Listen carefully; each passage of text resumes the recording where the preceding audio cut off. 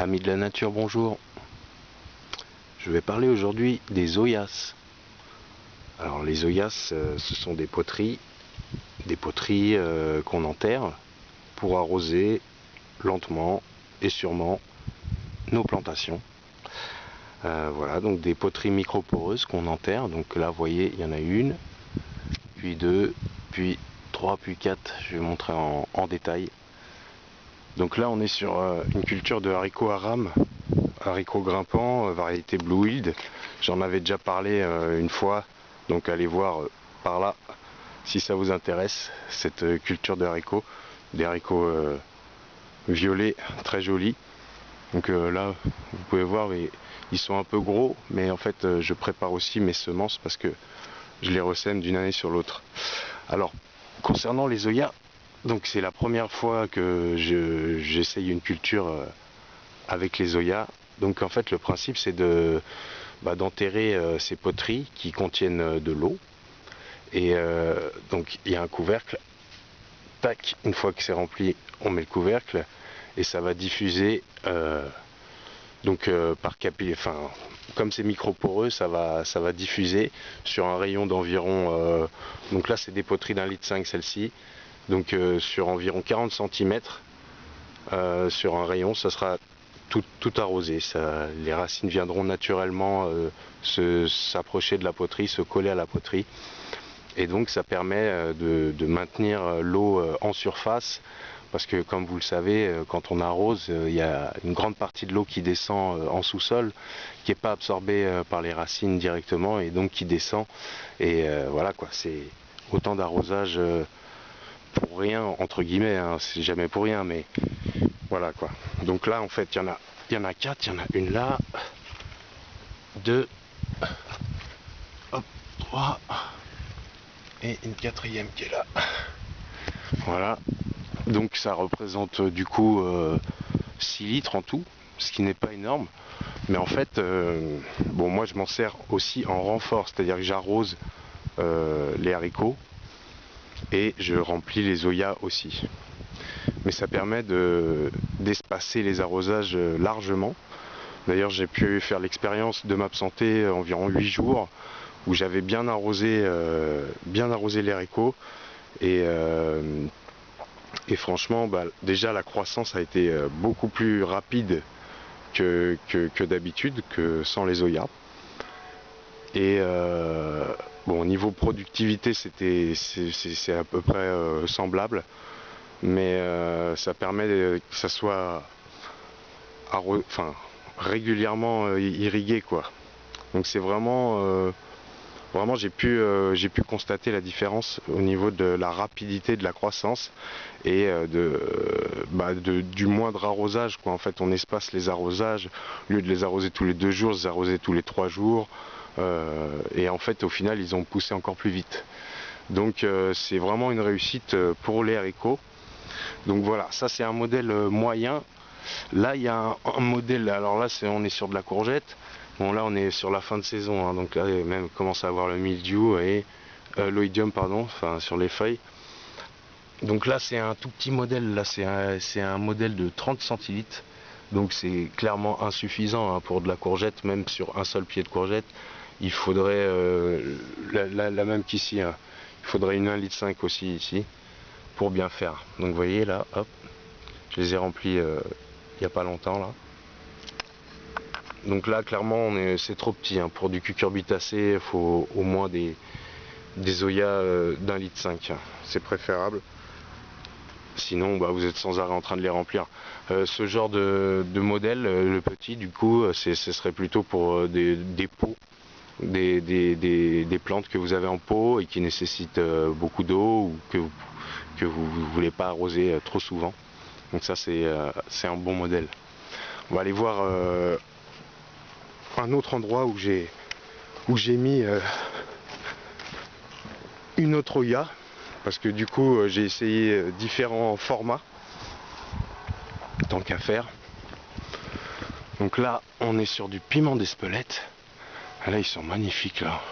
D'ailleurs il faut que je fasse une cueillette, j'en ai déjà fait une cueillette, j'en ai déjà cueilli. Donc là il y a 3 plants J'ai fait une cueillette d'environ une douzaine de piments. Là, ils sont vraiment, bah là, ça c'est carrément mûr. Là, je vais les enlever probablement aujourd'hui ou demain, ceux qui sont mûrs. Mais il y en a encore à venir, hein. Mais on peut avoir une belle arrière-saison. Bon, c'est assez long à venir, mais encore une fois, avec les Oya, je fais tous les ans des piments d'Espelette et cette année, ils sont arrivés vraiment plus tôt. Donc les plants déjà sont plus forts. Ils ont grandi plus vite et ils sont très productifs, hein, comme vous voyez. Mais bon, c'est souvent assez productif, hein. Après, ça dépend de l'amendement. Les piments d'Espelette, c'est pareil, faut les nourrir beaucoup, faut apporter beaucoup de matière organique. Pareil, j'avais une vidéo là aussi sur le piment d'Espelette, si ça intéresse du monde. Alors là, on est sur un gros modèle. Là, c'est le plus gros modèle de la gamme de là où je les ai achetés. J'en parlerai après de là où je les ai achetés. Voilà.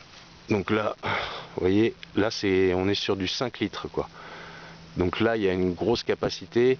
Là, on peut tenir une semaine. S'absenter, même sur du piment d'Espelette qui est assez gourmand. Ceci dit, je les ai quand même arrosés en plus. Je suis parti 8 jours et je suis revenu, ils étaient pas du tout... bon, l'Oya était vide, donc ils ont tout bu, mais ils étaient pas du tout en souffrance. Donc j'ai pu prendre le relais, hop, je suis arrivé, j'ai remis tout à niveau et nickel quoi. Voilà, donc une semaine c'est quand même pas mal, d'autant qu'ils sont vraiment exposés plein sud, ils ont du soleil vraiment jusqu'au soir, jusqu'à 21 h, donc ils ont vraiment besoin d'eau. Donc là c'est idéal. En plus elle est vraiment au milieu, vous voyez, j'ai placé les pieds en triangle autour, les plants en triangle, et voilà ce que ça donne quoi. Ah, c'est très joli, là on a un contre-jour, on voit pas très bien, mais ils sont assez magnifiques. Voilà, donc là on est vraiment, là c'est vraiment très efficace, ça permet vraiment des économies et d'eau, à la fois d'eau et de manutention d'eau quoi, parce que c'est vrai que le jardinier, hein, les arrosages, il en a plein le dos des fois. Donc voilà, d'ailleurs j'ai un ami qui a acheté lui que des modèles de 5 litres et qui les a placés sous une serre où il cultive ses tomates, et il a constaté, comme lui il est assez, il sait exactement combien il consomme, il a constaté qu'il a utilisé 5 fois moins d'eau. Donc 5 fois moins d'eau, c'est assez énorme. En général c'est au moins 2 fois moins d'eau, mais là c'est jusqu'à 5 fois moins d'eau. Donc c'est vrai que sous serre c'est très intéressant. Et il m'a dit aussi lui qu'il arrosait uniquement l'Oya, il arrosait pas du tout au pied de ses plants, et qu'il y avait du coup aucune mauvaise herbe autour de ses plants, et voilà, c'était en plus favorable par rapport au temps passé au désherbage quoi. Voilà, donc sur ce modèle, on a un rayon d'action de 80 cm. Vous faites un trait de 80 cm, enfin un rayon de 40 cm on va dire, autour. Voilà, ça irrigue quand même une bonne partie quoi. Donc là, elle est bien placée. Donc ça marche vraiment bien. Je vous transmets les coordonnées vous pourrez retrouver dans le descriptif de la vidéo les coordonnées du fabricant. C'est fait en France, hein. Moi je touche aucune commission là-dessus, hein. C'est juste j'en parle parce que je trouve que c'est vraiment des bons produits. Donc ils sont faits à la main, c'est dans l'Hérault, voilà, donc c'est naturel, il n'y a pas du tout d'intrants chimiques dans la fabrication de ces Oya. Et ils sont vraiment un bon rapport qualité-prix. Je ne vais pas vous dire les tarifs là, je vous laisse aller découvrir, mais franchement, après avoir étudié différents sites et différentes offres, ils sont carrément compétitifs quoi. Et d'autant que l'Oya, vous la gardez aussi longtemps que vous en prenez soin quoi. Enfin, c'est un peu fragile, mais moi je compte les retirer, hein, pour l'hiver, parce que c'est vrai que les histoires de gel, dégel, mais si vous voulez les laisser en place en pleine terre, il faut s'assurer qu'elles soient bien vides avant qu'il fasse froid. et les couvrir de manière hermétique, quoi, pour pas que l'eau ruisselle dessus, parce que si elles sont mouillées et qu'il y a un coup de gel derrière, ça va se briser, quoi. Donc moi je vais pas prendre de risque, je vais toutes les retirer, les mettre au sec et à l'abri de l'humidité pour l'hiver. Et je m'en servirai l'année prochaine et j'en rachèterai peut-être également. Voilà, donc c'était mon expérience des Oya, première année, et plutôt satisfait. Et du coup, voilà, si ça vous intéresse d'aller voir, ce site ou d'autres sites, voilà, je pense que c'est un bon investissement en fait que d'investir dans des Oya. Et puis si vous n'avez vraiment pas beaucoup d'argent, mais que vous avez des vieux pots chez vous et vous avez des coupelles, bon, si vous les avez déjà, parce que ça vaut quand même cher, hein, tout ça, ben vous pouvez le faire dans un pot, hein. Vous prenez un pot, au fond vous bouchez évidemment avec un bouchon de liège que vous taillez sur mesure, sauf s'il va pile poil dedans.